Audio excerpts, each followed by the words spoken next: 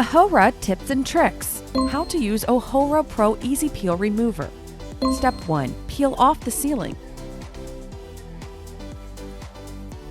Step 2. Close the remover with the dropper. Step 3. Drop 1 to 2 drips of Easy Peel Remover at the edge of your gel-applied nail and wait 2 to 3 seconds to soak it. Step 4. Soak your wood stick with remover, then gently push the edge of the gel and lift it. Tip: use Pro Dual Stick instead for easier removal. Step 5. Drop a bit of remover in between your nail and lifted gel to keep it moisturized. Warning: if you remove it dry, your nail may be impaired.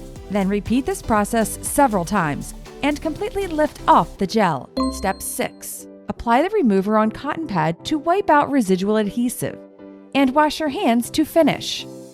Warning: the remover may contain volatile substance. Be sure to keep it completely sealed.